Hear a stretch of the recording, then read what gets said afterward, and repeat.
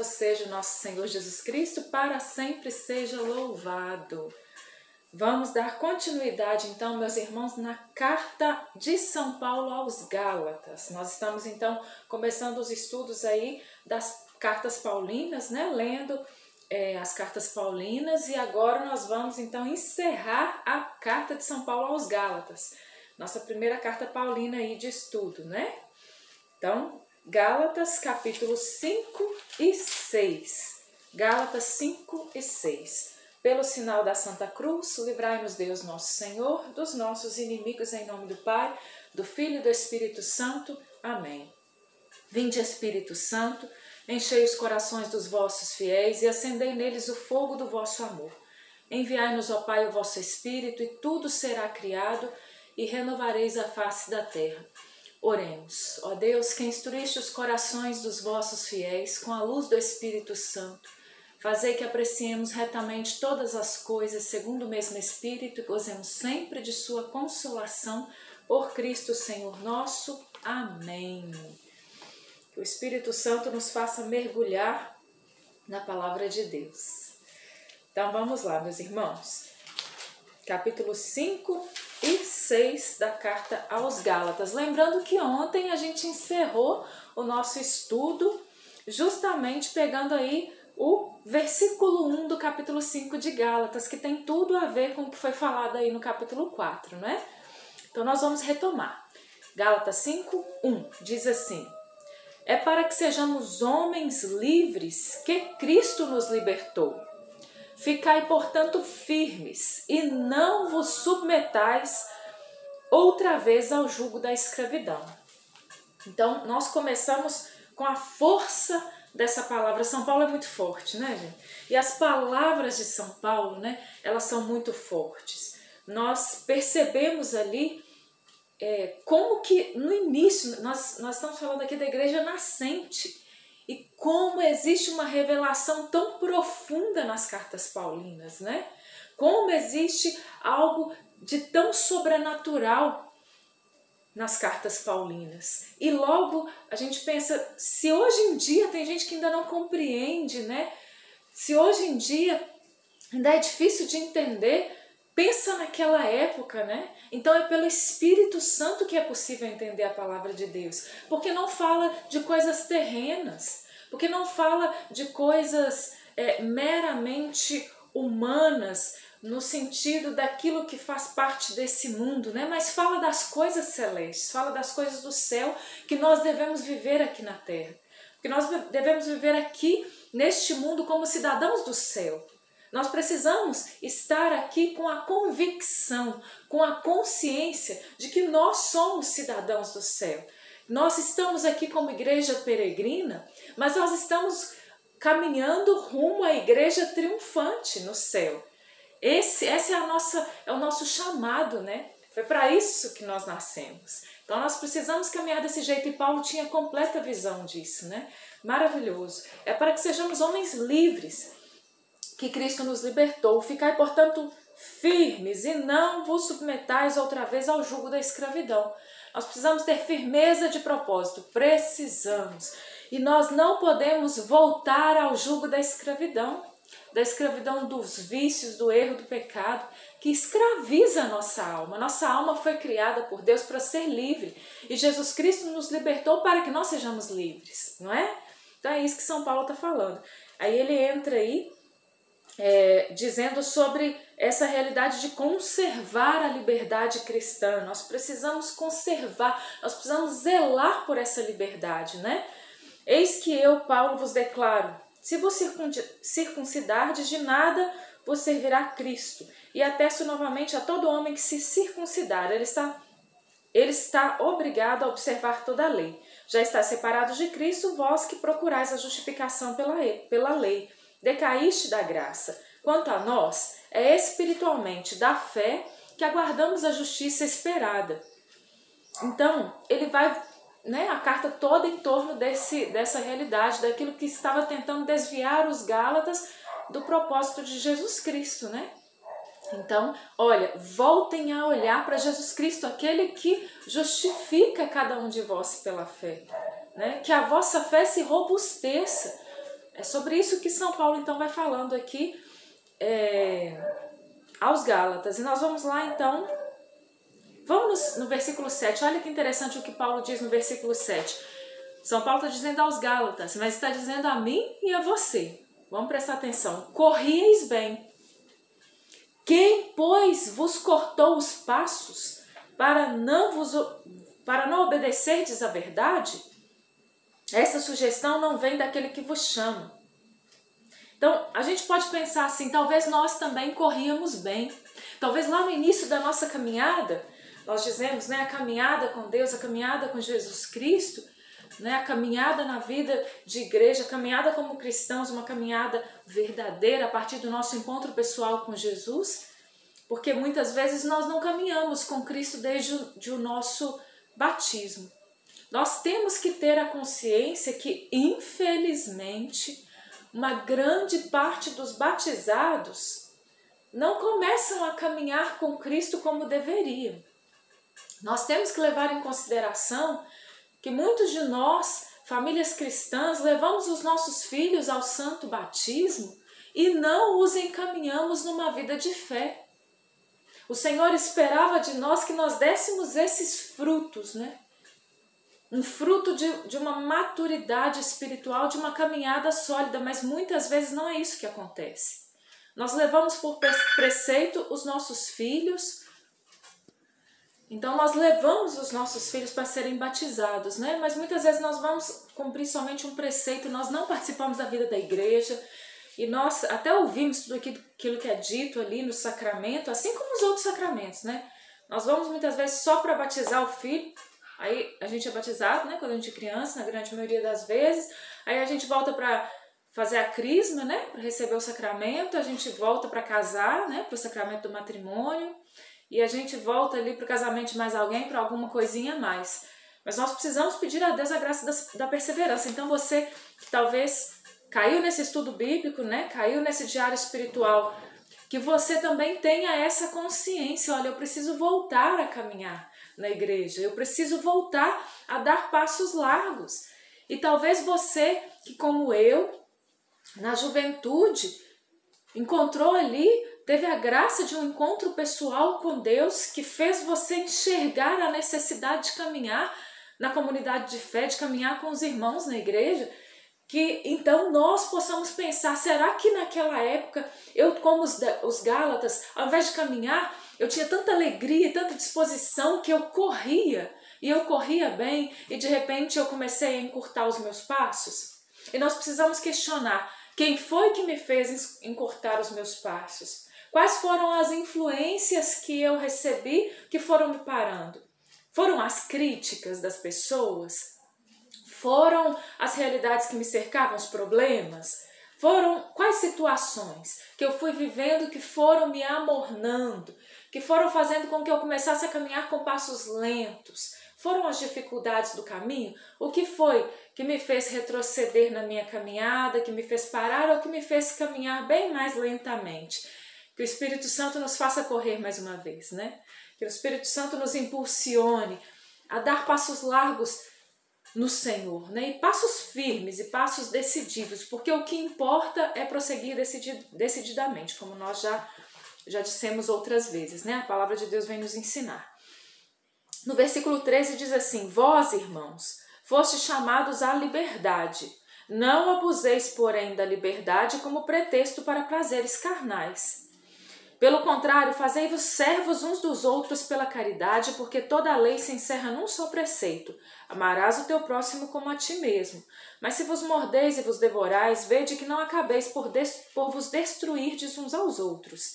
Digo, pois, deixai-vos conduzir pelo Espírito e não satisfareis os apetites da carne. Porque os desejos da carne se opõem aos do Espírito, e estes aos da carne, pois são contrários uns aos outros. É por isso que não fazeis o que quereríeis. Se, porém, vos deixais guiar pelo Espírito, não estáis sob a lei. Ora, as obras da carne são estas. Vamos prestar atenção. São Paulo vai dizer, olha, nós não podemos agora, no pé em que nós estamos, voltar às obras da carne. Mas nós precisamos, nós, a quem foi dado o Espírito Santo de Deus, nós precisamos caminhar no Espírito. E aí São Paulo vem dizer, as obras da carne são fornicação, impureza, libertinagem, idolatria, superstições, inimizades, brigas, ciúmes, ódio, ambição, discórdias, partidos, invejas, bebedeiras, orgias e outras coisas semelhantes. Dessas coisas vos previno, como já vos preveni. Os que as praticarem não herdarão o reino de Deus. Ao contrário, o fruto do Espírito é caridade, alegria, paz, paciência, afabilidade, bondade, fidelidade, brandura, temperança. Pois os que são de Jesus Cristo crucificaram a carne com as paixões e concupiscências. Se vivemos pelo Espírito, andemos também de acordo com o Espírito. Não sejamos ávidos da vanglória, nada de provocações, nada de invejas entre vós. Então é interessante a gente parar aqui nas obras da carne e obras do Espírito e ver quais são os frutos que nós temos produzido. Se são frutos na carne ou frutos do Espírito, né, na nossa vida. Nós precisamos pedir ao Senhor essa graça. A graça de que os frutos da carne, eles verdadeiramente deixem de existir, a gente vai deixando essas coisas de lado, né, esses rudimentos do mundo que nós vimos aqui e que a gente comece a produzir os frutos que vêm da caridade. Por isso caridade está na frente aí dos frutos do Espírito. Por quê? Porque do amor vem todas as outras realidades, né? Vem alegria, vem paz, vem paciência, vem afabilidade, vem bondade, vem fidelidade, brandura, temperança. Muitas vezes no nosso mundo as pessoas dizem, eu não tenho paz, e a gente pensa que a paz vem a partir do momento que tiver uma ausência de problemas. Mas a paz vem segundo aquilo que a palavra de Deus nos ensina, do amor que jorra do nosso coração. Porque a gente espera ainda que seja do amor que jorra do coração dos outros, né? Mas o coração dos outros é o coração dos outros. Mas está nas minhas mãos ter paz em mim. Porque o amor tem que jorrar de mim, do meu coração. Eu preciso me exercitar no amor para que o meu coração tenha paz. E aí a gente entra no versículo 6, no capítulo 6, que é o último capítulo aí da carta aos Gálatas. Vem dizer então, irmão, se alguém for surpreendido numa falta, vós que sois animados pelo Espírito, admoestai-o em espírito de mansidão. E tem cuidado de ti mesmo para que não caiais também em tentação. Ajudai-vos uns aos outros a carregar os vossos fardos, e deste modo cumprireis a lei de Cristo. Nós, muitas vezes, queremos que os outros nos ajudem a carregar o nosso fardo, mas nós somos egoístas demais para perceber que o outro tem fardos também e que eu preciso dar a resposta. Nós precisamos começar a sair de nós mesmos para compreender que nós precisamos ajudar o outro a carregar o fardo, né? Que o Espírito Santo nos ajude, nos ensine a viver isso como os santos viveram, como os santos compreenderam, não é? O versículo 7 diz assim, não vos enganeis, de Deus não se zomba. O que o homem semeia, isso mesmo colherá. Quem semeia na carne, da carne colherá a corrupção. Gente, não vos enganeis, diz São Paulo para nós hoje. De Deus não se zomba. Se nós estamos semeando na carne, a gente está querendo colher o quê? O que é que nós estamos querendo colher se nós temos semeado na carne? Da carne nós colheremos a corrupção. Mas quem semeia no Espírito, do Espírito colherá a vida eterna. É simples assim, como 1 mais 1 são 2. Quem semeia na carne, da carne colherá a corrupção. Mas quem semeia no Espírito, do Espírito colherá a vida eterna. Não nos cansemos de fazer o bem, porque a seu tempo colheremos, se não relaxarmos. Que nós não nos relaxemos em fazer o bem. Por isso, enquanto temos tempo, façamos o bem a todos os homens, mas particularmente aos irmãos de fé. Então, São Paulo fala muito dessa realidade de nós nos ajudarmos mutuamente. Que se nós não somos capazes de nos ajudarmos, nós que somos irmãos de fé, porque o que nós temos visto tem sido o contrário, nós nos alfinetamos, nós falamos mal uns dos outros, nós muitas vezes decretamos a perda uns dos outros. Né? E quando eu falo isso, eu olho para mim e eu te convido a olhar para você. Porque quando a gente ouve essa palavra, a gente pensa sempre em alguém. Não é para pensar em alguém. pensar em você. Porque o julgamento vai ser do outro, vai ser o seu, vai ser o meu. É para eu pensar em mim e tomar vergonha na minha cara. Você pensa em você e toma vergonha na sua. Me perdoe falar com a mesma franqueza que Paulo, mas se nós não formos francos uns com os outros, nós vamos perecer. E nós desejamos entrar na vida eterna. Eu desejo para mim a vida eterna, desejo para você também. Que nós possamos, então, ouvir aquilo que São Paulo vem nos dizer. Quanto a mim, diz São Paulo, não pretendo jamais gloriar-me a não ser da cruz de nosso Senhor Jesus Cristo, pela qual o mundo está crucificado para mim e eu para o mundo. Meu Deus, pensa nessa... Aquilo que Paulo fala é muito fenomenal. Pensa nisso, versículo 14. Quanto a mim, não pretendo jamais gloriar-me a não ser da cruz de nosso Senhor Jesus Cristo. Na cruz de nosso Senhor Jesus Cristo. Pela qual o mundo está crucificado para mim e eu para o mundo. São Paulo diz, olha, eu estou morto para o mundo e o mundo está morto para mim. O mundo, quando a gente diz aqui, não é o mundo das coisas criadas não, viu gente? Porque eu já vi gente assim, tem gente de igreja falando bobagem em relação a isso. Não, gente, o mundo fica falando do mundo, mas foi Deus que fez o mundo. Não, a Bíblia diz de duas realidades de mundo, quando a Bíblia traz. Existe o mundo das coisas criadas, né?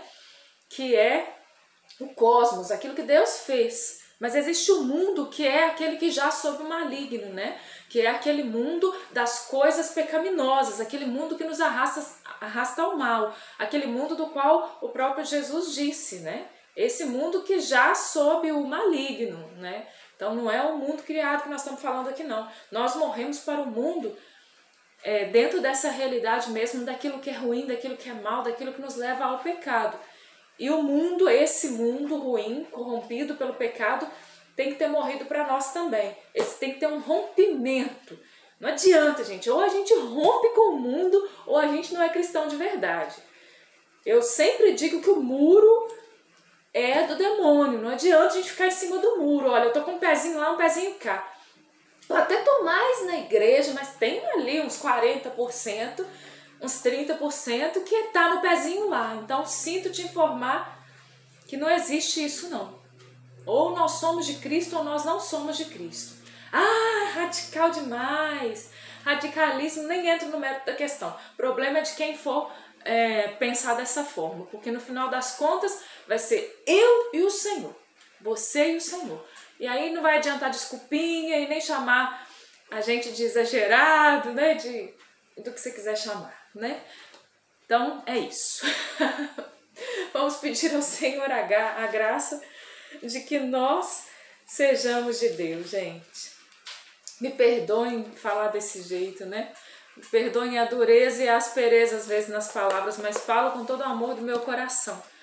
De verdade, o que eu desejo é que nós sejamos santos, que eu seja santa, que você seja santo. O que eu desejo é que nós não brinquemos com as coisas de Deus. O que eu desejo é aquilo que São Paulo nos ensina. Nós vimos aqui em toda a carta aos Gálatas, nós vamos continuar, a próxima carta é a carta aos Efésios. O que eu desejo é que nós tenhamos a graça de viver naquilo que o Senhor nos dá. O Senhor nos cumula de todas as graças para vivermos o bem, para vivermos o que é bom e para sermos santos. Porque não adianta ser bom, e nós precisamos entender isso. A gente acha que ser bom nos dá o céu, mas a palavra de Deus não diz isso. Ser bom não é suficiente para ir para o céu. Ah, mas fulano é tão bom, ele faz umas coisinhas erradas, mas ele é muito bom. Conheço muitas pessoas boas que infelizmente seguiram outros caminhos. Não é porque a pessoa ela é ruim, não, é porque ela é muito boa mesmo. Mas não adianta a gente ser só bom, a gente precisa ser bom, mas a gente precisa ser santo. E que o Espírito Santo nos conduza à santidade pela intercessão da Virgem Maria. Ave Maria, cheia de graça, o Senhor é convosco, bendita sois vós entre as mulheres, bendito é o fruto do vosso ventre, Jesus. Santa Maria, Mãe de Deus, rogai por nós, pecadores, agora e na hora da nossa morte. Amém. Glórias ao Pai, ao Filho e ao Espírito Santo, como era no princípio, agora e sempre. Amém. Em nome do Pai, do Filho e do Espírito Santo. Amém. Louvado seja o nosso Senhor Jesus Cristo, para sempre seja louvado.